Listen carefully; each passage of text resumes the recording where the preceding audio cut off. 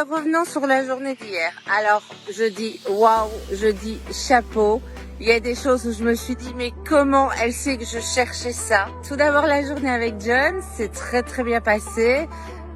Une balade dans le Financial District avec pas mal d'explications effectivement sur les structures, sur la construction des ponts, sur des bâtiments, sur les lois de résolution de l'espace aérien et les batailles entre la hauteur des différents buildings assez iconiques de la ville. Certaines choses que je connaissais déjà, mais alors ce qui a été très chouette finalement, c'est qu'on a pu échanger. Par exemple, il m'a amené voir le parc de Tom Hotterness de Real World, un parc que je connaissais déjà, mais il avait des petites anecdotes et des explications qui ont enrichi cette visite et qui me l'ont fait découvrir sous un nouvel aspect.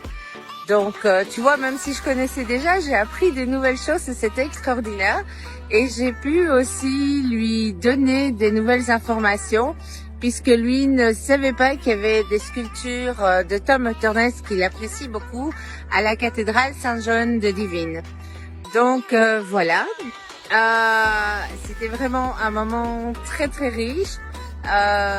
J'avoue que je vais retourner sur place parce que le temps n'était pas au beau fixe pour me réimprégner des lieux et prendre des photos, puisque comme tu le vois derrière moi, le temps est magnifique aujourd'hui. Après ça, le quartier de Brooklyn, je me suis laissée tenter par un smoothie à l'hibiscus parce que le temps était en l'orage, il faisait très chaud, ça a été très frais, j'ai été vraiment bien reçue. Voilà, très top. Et alors, le point final, je suis rentrée dans cette petite boutique. J'ai vu des choses, je me suis dit, ça pour Émilie, ça pour un tel. Et puis je me suis dit, non, tu dois penser à toi, c'est ton mystery pack. Et j'ai levé la tête. Alors, je sais pas comment tu savais que j'étais à la recherche d'un Monopoly de la ville de New York. Je crois que depuis 3-4 ans à chaque voyage, je fais plein de magasins de jouets. Et là, je suis tombée sur le Monopoly sur Brooklyn. Donc, le kiff total. En plus de ça, le genre de cadeau qui me fait plaisir parce que je sais que je ne trouverai pas ça par chez nous.